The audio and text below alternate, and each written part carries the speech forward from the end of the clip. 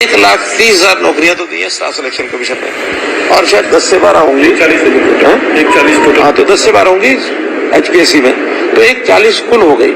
और यही फिगर कांग्रेस के टाइम पर 86,000 थी। तो हमारी 1,46,000 नौकरियां हमने 9.5 साल में या 9.25 साल में दी है। हो सकता है इन 4 महीने में कुछ और रिजल्ट बाकी बचे हुए हैं, 5-10 साल वो भी हो जाएगा, तो हमारा ये 150 तक पहुंच जाएगा। उनका 86,000 था। तो पहली बात तो हमारी सरकारी नौकरी की होती है। दूसरा, तो उस समय नौकरियां बिकती थी।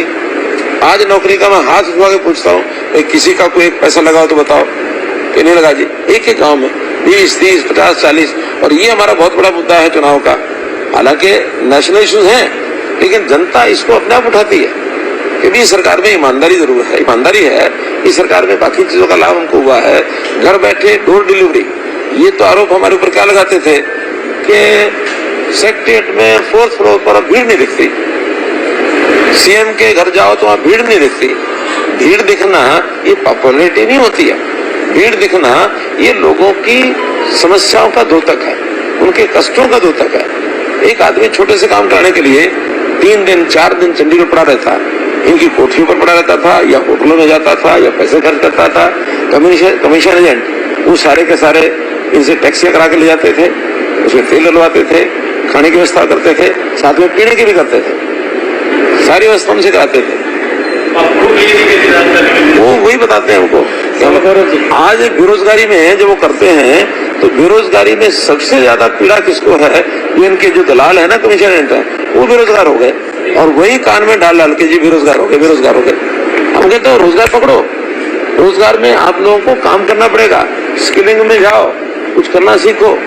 ये करने का काम नहीं है कि पटाला है कमीशन से कुछ पैसा दलाल के अपना कलर के उसमें डाला, कुछ सेपरेट में डाला, कुछ बाबू के हाथ में डाला, और उससे कुछ अपने जेब में डाला, हो गया रोजगार। ये रोजगार किसी को निकालने देंगे, इसीलिए बेरोजगारी है।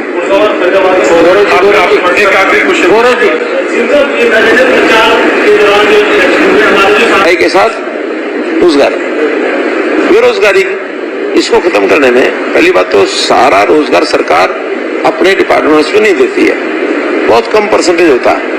हमने पिछले 8.5 साल, तो 10वां साल चल रहा है समझो, इस समय तक 1,30,000 नौकरियां तो दी है स्टाफ सिलेक्शन कमीशन ने, और शायद 10 से 12 होंगी, 1,40 टोटल। हाँ, तो 10 से 12 होंगी HPSC में, तो 1,40 कुल हो गई।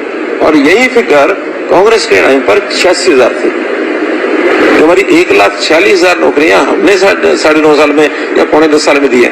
हो सकता है इन 4 महीने में कुछ और रिजल्ट बाकी बचे हुए हैं, 5-10 साल वो भी हो जाएगा, तो हमारा ये 150 तक पहुंच जाएगा। वो पिछले 6 महीने से बंद है, लोग बड़े परेशान। ऐसा कि परिवार पहचान पत्र अपने आप में एक यूनिक और बहुत बड़ा एक प्रोजेक्ट है, किसी प्रदेश में लागू नहीं है, किसी देश में लागू नहीं है। उसमें कुछ जो छोटी मोटी ऐसी शिकायतें हैं, शिकायतों के कई आधार हैं।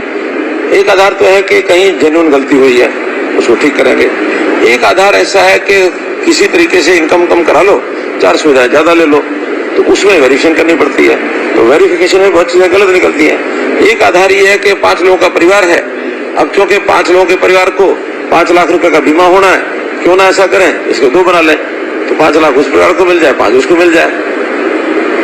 या इनकम का जो पार्ट है वो एक साइड में पूरा कर दो, दूसरी साइड में कम कर लो। अब दोनों परिवार हैं, मानो 2 लाख पर खड़े, पूरा परिवार 2 लाख पर खड़ा है, और 2 परिवार बना के एक को 3 लाख पर ले जाओ, एक को 1.5 लाख पर ले जाओ, तो 1.5 वाले तो कम से कम फायदा मिल जाए। तो ऐसी कुछ चीजें हैं जो इंटरनली ध्यान में आ रही हैं। इसका रास्ता क्या निकलेगा अभी चुनाव के बाद? हम लोग अपील जरूर करेंगे कि जो है वो सत्य है वो बताओ, जो सत्य जेन्युइन कोई है, हमने उसको ठीक किया। आज भी कम से कम 2 लाख से 2.5 लाख चीजें जो त्रुटियां हैं उसको वेरीफाई करके ठीक किया है। अब इस समय आज की डेट में लगभग 47,000 एप्लीकेशन ऐसी हैं जिनको डिसाइड करना बाकी है।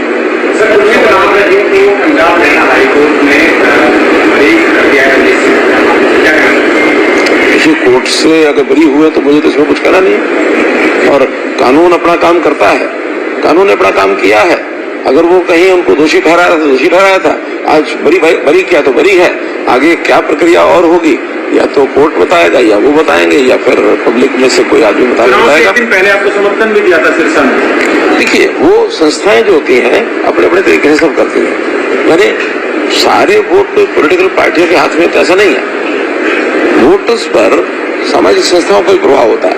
मैं तो कहता हूँ बहुत से की वोटर्स होते हैं, की वोटर्स भी ऐसे होते हैं कि उनके हाथ में, किसी के हाथ में 50 वोट, किसी हाथ में 100 वोट ही होते हैं। उदाहरण के लिए एक नाई भी जो है ना, काम तो बाल काटने का करता है, लेकिन उसके हाथ में भी की वोटर कितने होते हैं, वो अपने ग्राहकों को काम भी करता है।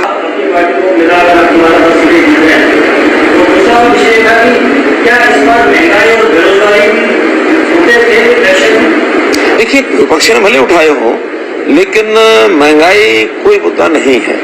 और मैं आपको आंकड़ों सहित बता देता हूं। अगर आप में से कुछ लोग मेरी बात का जवाब दे देंगे तो आपको अपना पता लग जाएगा, तो मैं बताऊंगा। एक विषय होता है डीए। डीए की फुल फॉर्म क्या है? ये ना चलाओ। और इसका सीधा संबंध महंगाई के साथ होता है। ये कोई सरकार तय नहीं करती, ये कोई सरकार तय नहीं करती डीए कितना।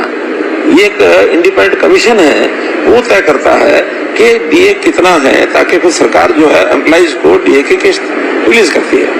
2006 में, अच्छा, ये हर 10 साल के बाद 0 से शुरू होता है और 10वें साल उसका परसेंटेज हुई, हर जो 6, 16, 26 इस प्रकार से आता है।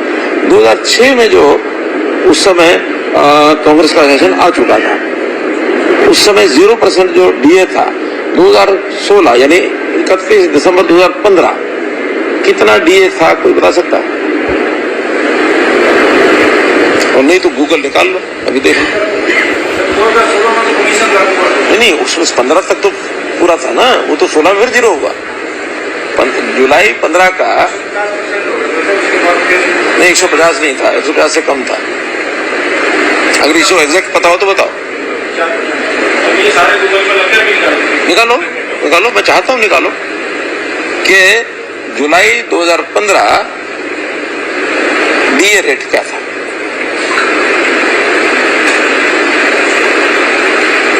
क्योंकि आज कंगन को आरसी क्या, पढ़े लिखे को फारसी क्या, अभी हम तो तय नहीं करते, प्राइस कमीशन तय करता है।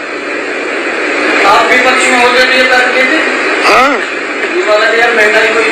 नहीं, मैं तर्क नहीं देता, सरकारी आंकड़ों पर देता, केवल कहने से थोड़ी होता। उस वक्त की सरकार पर मतलब आरोप तो नहीं लगाते, महंगाई होगी। नहीं, उसमें महंगाई थी ना, वही तो मैं आंकड़े बता रहा हूँ कि 2006 से 2016, और मैं बताता हूँ, अब निकालते रहना, 125% लास्ट है ना, 125। हाँ, लास्ट जुलाई 2015 में घोषित आंकड़ा है कि हर एम्प्लॉय को अपना जो स्केल है उसमें 125% और जोड़ करके सैलरी मिलती रही है महंगाई के कारण से। 2016 में 1 जनवरी फिर 0 हो गया, और 0 होने के बाद फिर वो हर साल बढ़ता है। आज 2024, अब इस बार कितना, अभी 24 तक कितना पहुंच गया, ये बताओ? 50 हो गया। 8 साल में 50% हुआ। 2 साल का अनुमान लगा लो कितना और हो सकता है।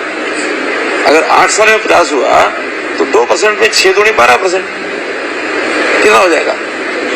60 और 2-3% फालतू लगा लो, 63, नहीं 64 नहीं, 62-63 लगाओ। मैं 62-63 इसलिए कह रहा हूँ कि कहाँ 125, कहाँ 62-63, कितना हुआ महंगाई?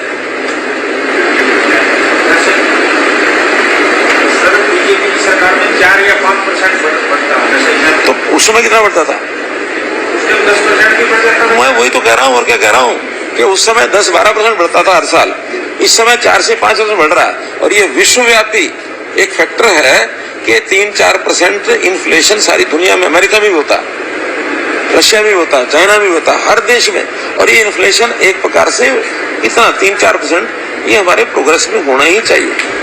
अगर कहीं 0% इन्फ्लेशन रह गया तो इकोनॉमी खराब हो जाएगी। 3-4% बढ़ता है उसी हिसाब से, क्योंकि सैलरी भी बढ़ती है। अगर 0, नहीं, मैं स्टेट में फाइनेंस मिनिस्ट्री था, मैं स्टेट में फाइनेंस मिनिस्ट्री था। एक अभी आधा सवाल हुआ, आधा जवाब हुआ उनका।